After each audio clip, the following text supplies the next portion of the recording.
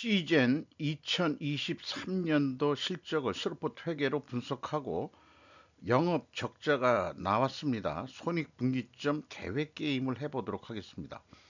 매출은 61.1% 감소했고 영업 손실은 258억 원이 발생이 됐습니다. 가공비 배부 재고자산 회전율은 1.1회전으로 매우 낮게 나타나고 PBR은 1.19 상태로 시장에서 아직 높게 평가받고 있습니다. 그리고 재고자산 매출원가 분식회계 개연성 가정을 세우지 않을 수밖에 없을 것 같습니다.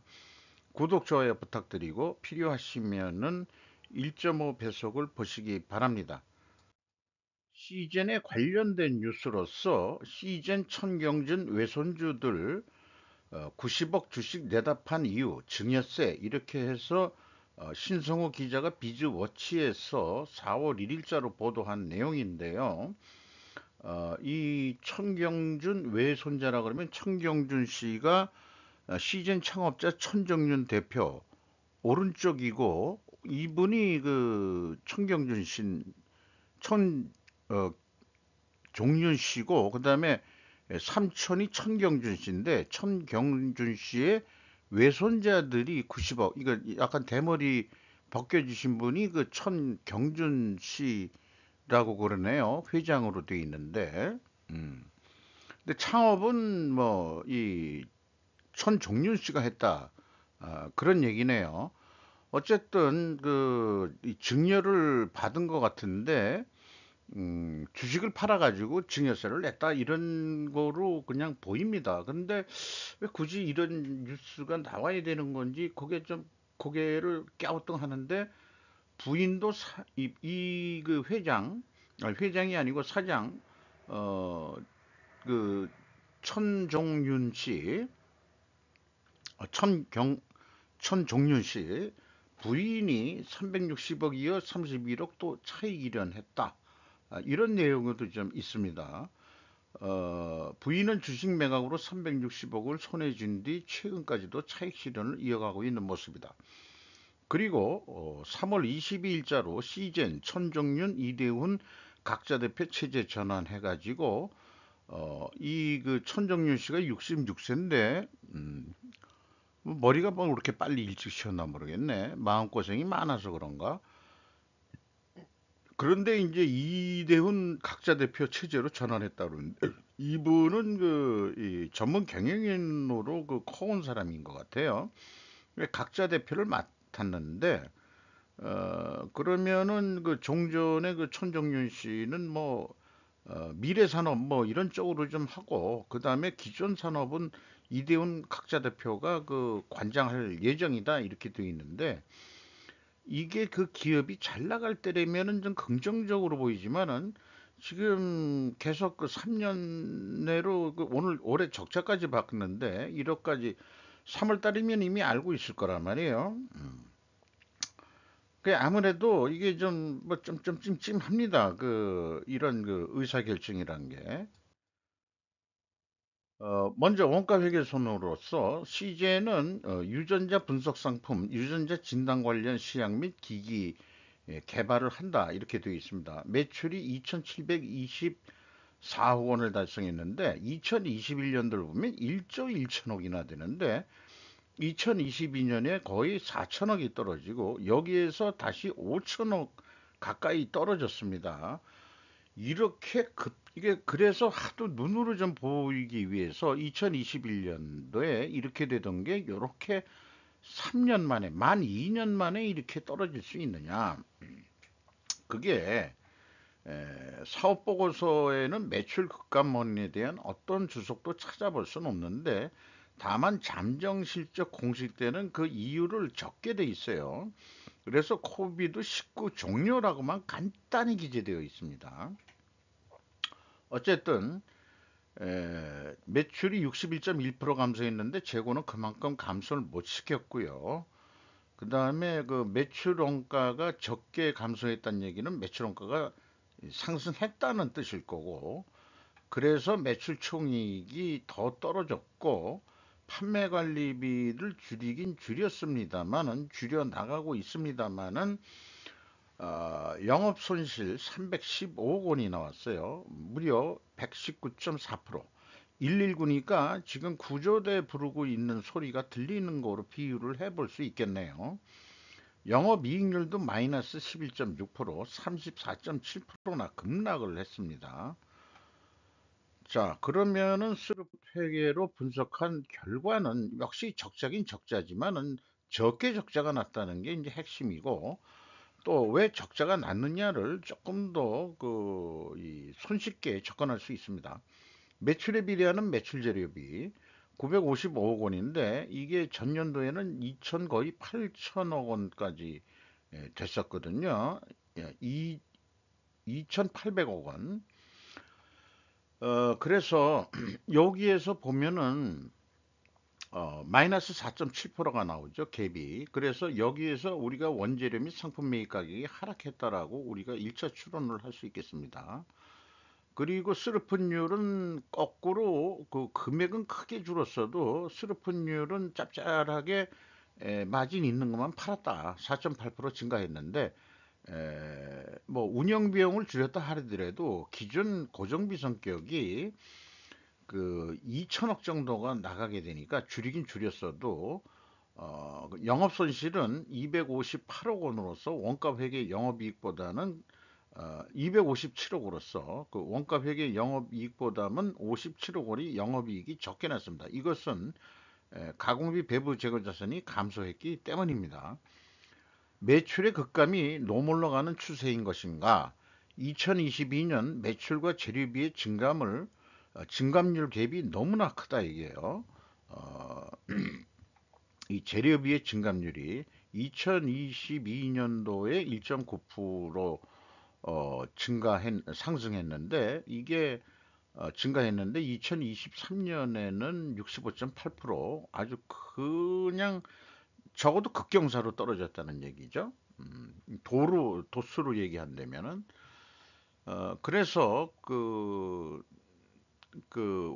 스루폿 영업이익으로는 115.8%가 영업이익이 감소해서 영업 손실 257억이 났습니다. 그래서 매출이 감소하는데 요 당시 2022년도에 재료비는 미리 비싸게 사둔 재고일까라는 생각을 해봅니다. 매출이 39%나 2022년도에 줄었는데 재료비는 1.9%가 올랐거든요. 그러니까 2021년도가 이 피크였다 그러면은 코로나 잘 팔리니까 막 그냥 비싸게라도 많이 사놓은 거 아니냐. 요렇게까지 우리가 요 표만 봐서라도 우리가 충분한 상상 시나리오를 쓸 수 있지 않겠냐. 이렇게 근거 있는 이렇게 생각이 듭니다. 그래서 재고자산 명세를 보면은 상품, 제품, 제공품 세 가지를 WCAI로 스루풋은 기준을 가져가고 있는데 228억 원이 감소했어요. 작년도에는 163억 원이 감소했는데 2021년도는 무려 667억 원이 증가했는데 이게 더 이상 안 증가하고 이제 매출이 감소하니까 이것도 떨어지고 있는 거로 이렇게 나타납니다. 요 내용을 얘기하면은 조금 시간이 너무 오래 걸려서 재고 양면성의 갈등인데 해답은 재고 회전율을 상승시키는 것이 답이라는 얘기만 일단 하고서 넘어가겠습니다. 비용의 성격적 분류를 1번과 2번 매출원가 재료비와 운영 경비로 두 가지로 크게 디커플링 하면은 어, 이 MC 매출원가 재료비는 63.9%가 감소했고 운영 경비는 21.3%가 감소했습니다. 여기에 그 회사가 써놓은 걸 보면은 상품의 매입액이라고 돼 있고 원재료의 사용액이라고 돼 있으면은 이 A 재고자산의 변동액은 WCAI가 되겠습니다. 그러니까 스루폿 회계 기준하고 일치하는 표준적인 기준을 가져가고 있다. 이렇게 말씀드릴 수 있겠고요. 기준은 좋습니다. 어, 이 운영 경비, 전체 운영 경비에서 판매 관리비를 빼면은 263억 원이 가공비가 되겠는데 이게 금액은 25.5% 증가했고 비율로는 17.8%, 가공 비율이 증가했습니다. 그리고 재료 비율이 17.8%. 여기에서도 우리가 원재료 및 상품 매입 가격이 크게 하락했다라고, 이 정도 갭이 나는 경우가 별로 없거든요. 뭐 2, 3%, 많이 해봐야 5%이 정도 이 변동 요인들이 있는데, 이거는 뭐 거의 두 자릿수를 넘어서 20% 가까이 그 변동이 됐다. 이런 얘기는 어, 재료비가 급감했다 이런 얘기죠. 비율적으로도. 그래서 이것을 재고자산 매출원가 회계 투명성, WCAI의 가공비 배부 재고자산은 그 기준이 똑같은데, 그러면 일치해야 되는데, 회사가 제시한 금액은 142억 원이에요. 요게 그 WCA가 아까 그 재고가 줄었죠. 근데 비성분에서는 요게 플러스가 표현돼야 되는데, 플러스가 적게 142억 원으로, 그래서 86억 원의 그 재고가 감소했는데 이 나머지 재고가 어디로 갔느냐? 그러면은 이렇게 되면은 매출 원가가 적게 산출이 되겠죠. 그 86억 원의 재고가 어디 갔느냐? 그러면은 그 BWCI 아까 그 반은 이거에 해당은 안 되거든요, 사실. 근데 그거를 잘못 적용했는지 보려고 이걸 해봤는데 요게 일치를 하더란 말이에요. 그러면은 2021년도는 또 BWCA 증감액이 들어가면은 아예 그냥 1번과 2번인데 2021년도까지만 WCAI로 한 거예요. 잘 나가다가 2022년도에 매출이 급락을 하면서 이걸 바꾼 거예요. 그러니까 이게 163억 원이 돼야 되는데 495억 원으로 했다면 매출 원가가 크게 증가해가지고 영업이익이 줄어드는 거로 되잖아요. 근데 어떠한 설명도 없이 임의로 변경을 했어요. 회계 원칙이란 것은 한번 정하면은 특별한 원인이 없는 한 미리 공지를 해서 주석에다가 이런 원칙으로 우리가 바깥이다, 이런 거를 공개를 해야 되는데, 2021년도는 WCAI로 했다가 2022년도에 말은 WCA라고 해놓고 그 다음에 재고자산의 변동 범위는 전체 재고자산을 가져간 거예요. 이거 사기 치는 거지. 예, 나쁜 말로 하면은 그냥 사기라고 얘기해야 됩니다. 그래서 이거는 좋다. 이게 기준을 베껴서 전체 기준으로 했고 요거는 WCI를 한 거는 이해를 하는데, 그러면은 2023년도 50억은 왜 안 맞냐? 재고가 어디로 도망갔느냐? 이렇게 좀 물어볼 수 있겠어요. 그러니까 이건 도저히 뭔지 추적할 수가 없습니다. 그러니까 이렇게 흔들거리고 있습니다. 그래서 각자 대표제도가 나오고 이런 거 있으면 우리는 전문적 의구심이라는 거를 발동시켜야 된다고 봅니다.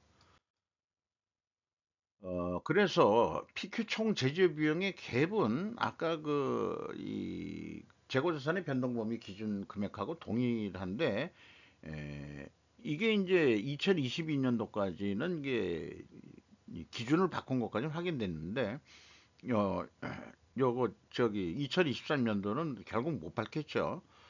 그리고 문제는 현금 흐름표 기준은 무조건 맞아야 되는데 현금이 4억 4천만 원 들어왔다는 얘기예요.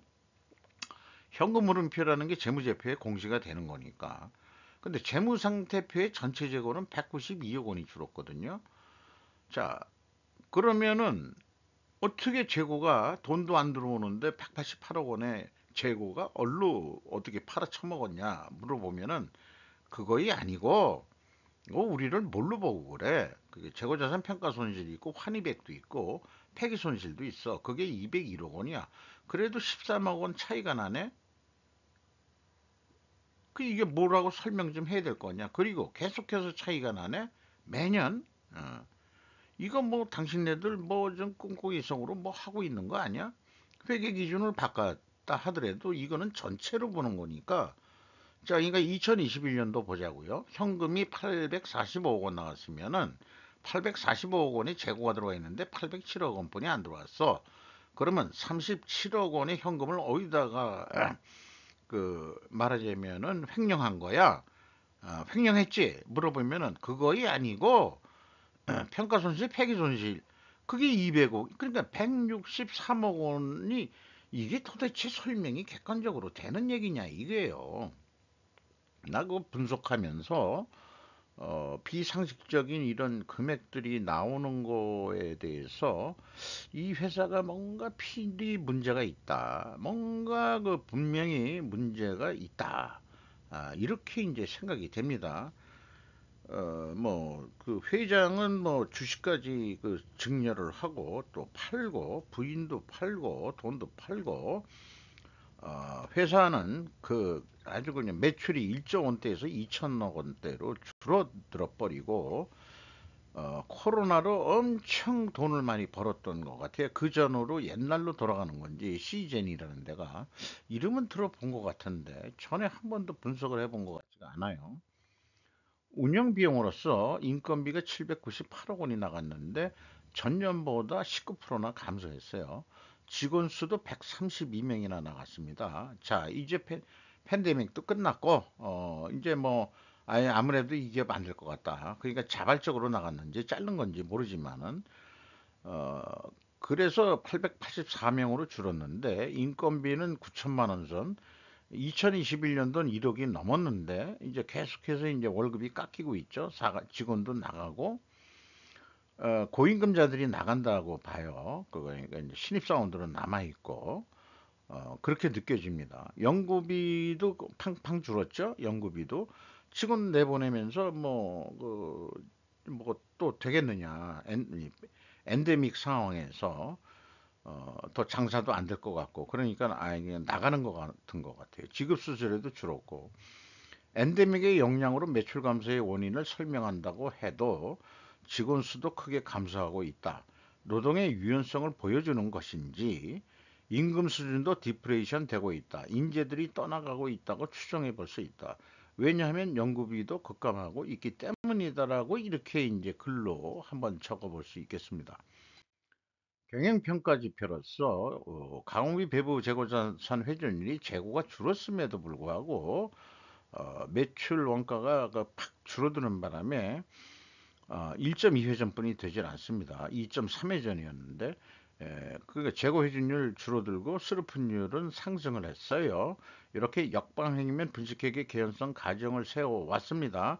반증을 하려고 그러면 원재료 가격이 상승하고 판매 가격도 상승해야 됩니다. TOE 생산성 뭐 무지막지하게 내려갔고요. 이자 부채 7.5%로 약간 올라갔습니다. 나머지는 참고해 주시고요. 그래서 이것이 어디에 해당하느냐 그러면은 회전율은 하락하고 그다음에 스루픈율은 올라갔다. 이것도 역방향이면은 분식회계 개연성 가정하는데 이것을 반증하시려고 그러면은 우리 그런 회사 아니야요 하려고 그러면은 원재료 가격이 상승하고 판매 가격도 상승한 거를 보여준다. 또한 참고적으로 수량으로 산출한 재고 회전율도 상승이 아니 하락을 한 걸 보여줘라. 물량이 많이 재고가 많이 남았을 거다.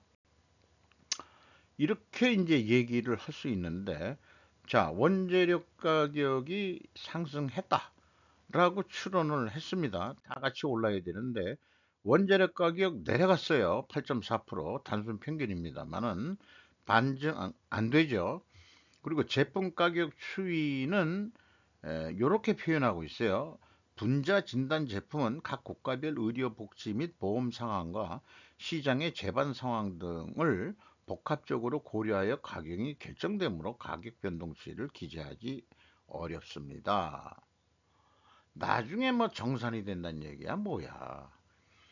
어쨌든 어떤 변명을 하더라도 그 국가 비밀도 아니고 그다음에 이제 방위 산업도 아니되면은 될 방법을 갖다가 어렵다 그러지 말고 될 방법을 찾아야지. 그래서 그 가격 하락 압박률은 1.9%인데 이게 가격이 내려갔는지 스르픈율은 올라갔는데 짭짤한 것만 팔겠다. 나머지는 이제 안 팔리니까. 그래서 분식회계 개연성 가정 반증은 실패합니다. 따라서 저의 분식회계 개연성 가정은 반증되기 전까지는 유효한 겁니다. 이렇게 실적에 의해서 손익분기점까지만 예측을 해보자. 어, 요 영업이익을 재료로 만들고 그 다음에 판매관리비가 25% 줄였는데 많이 줄었으니까 이젠 더 이상 안 내려가서 5% 정도만 내려간다고 가정을 하는 거죠. 그러면은 요거를 가정하기 전에 매출 원가를 어디서는 받아야 되는데 어디서 받을 거냐? 금액상으로는 자기가 측정할 수 있는지 모르지만은 에, 이게 좀 복잡하긴 합니다만은 대충 이게 영업에서 그 제조 원가에다가 재고자산 가감액을 해가지고 어, 매출 원가를 산출해 내는 사람은 없을 거란 말이죠. 아니 있을 수는 있겠지만 대부분 회계한테 의뢰하는데 그럼 영업한테 물어보겠지. 뭐라고? 매출을 얼마 정도 예상하세요? 그러니까 우리가 한 8% 올라갈 것 같아. 근데 이거 이것저것 보니까 한 9% 정도 올라갈 것 같네. 예. 그리고 이제 가공비는 이제 사람들 내보내고 했으니까 5% 내려간다고. 이거는 어디다 물어봐야 돼요? 경리가 물어봐요? 그 회계가? 영업 보고서 시켜 먹을 거야. 아니 그 저기 공장에다가 그 저기 가공비가 그 4, 5개 좀 해보라 그래요. 얼마 나갈 것 같냐고. 가공비, 인건비 뭐 이런 거에서 경비 나가고 쭉 많이 했으니까. 5% 그랬어요. 또 전달자를 역할만 속으로는 지들이 이제 영업이 회사의 꽃인데 이거 할 때면은 이상하게 격리 회계 애들한테 꿀린단 말이야. 이걸 내가 직접 해볼 수 없을까? 그러면 뭐 그거 그 영업이 이거 하려고 앉아 있는 건 아니잖아요.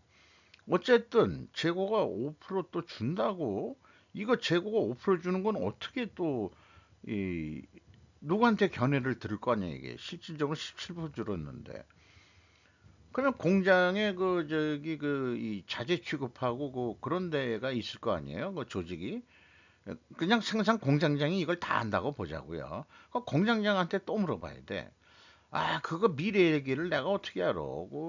영업이 장사 잘하면 물건을 더 사야 되는 거고, 또 원재료 구매는 본사에서 하잖아. 내가 어떻게 알아? 그런 거를. 골치 아픈 얘기입니다. 실질적으로는. 자관, 요렇게 전망을 해가지고 매출원가를 요렇게 되면은 한 2,900억 정도는 해야 될 것 같다.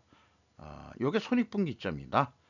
이 손익분기점보다는 더 팔아야 되겠지만요. 그래서 어, 이게 요렇게 되는데, 영업은 사실은 자기네가 계산한 거는 금액은 똑같아요. 생산재료비, 가공비, 판관비, 그거까지는 인정하는데, 재고 증강관계는 이거 우리는 골치 아프다. 응? 재고가 준다고 해서 비싸게 받으면은 안 되지 않느냐. 재고가 지금 줄어든다고 보고, 이게 517이라는 게 여기 에, 마이너스니까 재고가 사실은 주는 거죠. 근데 매출원가는 재고가 줄면은 매출원가가 상승해 버리죠. 그러니까 이건 높게 받아야 된다. 이런 얘기를 하게 되는 건데, 영업은 싫다. 지금 팔기도 어려운데. 28만 7천 원. 요거 단가라고 얘기하면은. 그러면은 제로로 하겠는데 5,960원이 적자니까 이 정도도 우리는 만족이야. 아이, 뭐 힘들어. 아이, 지금 뭐, 우리 새로, 사장도 새로 이 기존 사업 올해부터 하는데, 이 정도만 해도 선방한 거야. 근데 이제 이 회계가 와서 꼬셔요. 그러지 말고 영업한테 와서 재고 5%만 올리라고 그러세요. 장사가 될지 안 모르지만, 그러면 어떻게 됐냐? 50억 흑자 난다. 진짜요? 이건 뭐 제가 영업, 당신이 남입니까? 우리 선수끼리 우리하고 또 잘 지내야 되지 않아요? 뭐 하면서도 저녁 때 술자리 해가면서 내가 저기 공장장하고 잘 아니까 어떻게 썼는지 연말 재고 50억 아니 5% 올리는 거로 기초 재고보다 그렇게 좀 압력을 넣어서 좀 어떻게 해서든지 좀 하게 만들려고 이런 이 기업 드라마가 써집니다. 그 스르프 세계로 가서 그런 이 선수끼리 왜 이래 이런 거 안 하고 스르프에서 영업에서 그냥 기접할 수도 있는 사업 계획. 자, 운영 비용은 나간 거 경리한테 물어보면 돼요. 얼마 어떻게 됐지? 21.3% 줄었어. 알았어. 그 이제 내보낼 거 다 내보고 5%뿐이 안 줄 것 같아. 내가 결정하는 거야. 영업이. 그리고 영업이익은 제로. 손익분기점 2,960억 나오네. 요것만 해도 나온다 이게 목표가. 그런데 그거 가지고 사장한테 설득하면은 이거 어디서 가져온 산식이야? 뭔 대학교 그다음에 이제 어느 책에 근거가 있어요. 그 미국 교수하고 뭐 공동 저술한 뭐 이런 거에도 나옵니다. 그래서 그런 걸 뭐 보여준다 하더라도 그래도 사장이 찜찜해. 야, 그 뭐 지금 경리한테 좀 물어보고 좀 그러지. 당신 왜 이상하게 쓸데없는 거 가져와 가지고 사업 계획 지금 공표를 해야 되는데 말이야. 그래서 매출 재료비 기준으로 하는데 매출 재료비가 무려 65.8% 줄었어요. 그런데 이제 영업에서는 매출에 비례하는 매출 재료비니까 내가 그 매출을 그 전년도 실적에 비해서 어 뭐 한 이 정도 한다 그러면은 그 비례하는 거니까 거의 유사하게 9% 정도 좀 올라가지 않겠냐. 이렇게 계획을 해요. 그리고 마진을 요게 64.9%인데 마진 그냥 0.1%, 이 우수리 같은 거 계산하기 싫으니까. 그러니까 결국 뭐, 판매 가격 올린 것도 아니에요. 2,976억 원. 이렇게 계산해서 유사하게 나오지 않습니까? 이거 괜찮은 거예요. 아니, 또 이거로 해도 그렇고요. 여기 중간선은 우리 정하죠. 얼마 하기로 했냐? 어, 그래도 좀 도전적으로 조금이라도 그 높은 숫자가 좋지 않아? 2,970원. 요거 단가 계획이라고 하면 2,900 아니 29만 7천 원에 팔도록 하겠습니다. 그러면은 그게 이제 손익분기점 수준 정도 되는 거죠. 자, 내가 사중 각자 대표하기로 했는데 지금 손익분기점 판매액만 가지고 되겠냐 지금. 아니 이제 더 안 팔리고 수출도 안 되고 팬데믹 끝나가지고 더 이상 뭐 안 되고 옛날 우리 팬데믹 전 상태로 돌아가는 겁니다. 여기에 적응해서 어떻게 돈을 벌어 봐야 되겠죠. 그 재고 회전이 1.2회전인데 야 어디서 들어보니까 결과론적인 그 결과지만은 1.3회전만 해봐라. 아니 재고가 너무 많은 거야 지금도 12.4%더 노력을 해봐. 음. 영업이 도전적인 목표를 잡아야지 어떻게 해서든지 해보란 말이야. 그러면은 이게 성공한다면은 매출이 3,330억으로 늘어나고 영업이익은 242억 원이 되는 거야. 그래. 0.1회전만 올리는 거야. 이걸 못 하겠냐?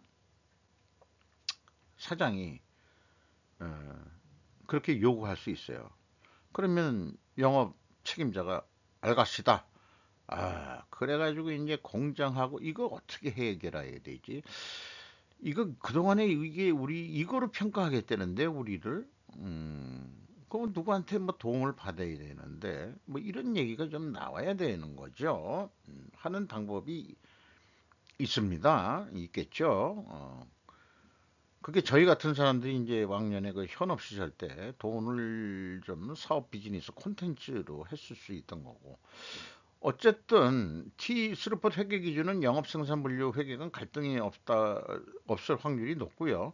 원가 회계 기준은 그 내부 이 파워 경쟁이 일어날 수도 있는 그런 세계를 만들어 줍니다. 그래서 이제 이 저녁 때 꼭 술을 먹으면서 선수끼리 이러지 맙시다. 우리 좀 좋게 좋게 나갑시다. 이런 얘기들의 이제 이 쇼당이라고 그러죠, 일본말로. 그런 일들이 비일비재하게 기업 내에서 일어날 거라고 저는 상상 시나리오를 씁니다. 그래서 재고가 감소했을 때는 영업이익이 적게 나왔으니까 이익이 더 증가한 거고요. 판매가보다 보통 일반적으로 높게 나옵니다. 아까 그 표에서 봤지만은 조금이라도 더 높게 나오게 되어 있습니다. 손익분기점 산식이긴 하지만은 어, 현금 재무제표까지 제공을 합니다. EAT 세후 현금 순이익 555억 원을 벌었어요. 아까 적자라고 그러지만은 왜냐 감가상각비 이런 거 현금 안 나가는 게 있기 때문에 실질적으로는 돈을 벌었다는 얘기예요. 그리고 EAT 현금 수익률은 5.5%. 물론 작년에는 29.6%는 안 되지만은 엄청 내려가긴 하더라도 현금으로 봐서는 적자는 아니다 이건데 그런데 참고적으로 어, EMS라고 영업활동으로 그 현금이 1731억 원이 유출이 됐고 그 다음에 최종적으로 2153억 원의 현금이 유출이 됐다 이렇게 얘기를 할 수 있겠어요. 그러면 이게 어디에 유출이 됐느냐? 지금 그 재무상태표나 이런 거를 봐야 되겠지만은 어, 우선 느낌이 고정자산 투자 쪽으로는 한 게 없어요. 그 캐펙스 투자. 현금은 근데 2153억 원이 최종 흘러나갔다고? 어디에 우리가 흘러나간 거지? 에, 그런데 돈이 들어온 곳 중에서는 그 81억이 돈이 흘러 들어온 게 아니고 채권자한테 81억 갚았네. 그런데 이 적자가 나는 바람에 투하자본 대비해서는 7.5% 비율은 또 늘었어요.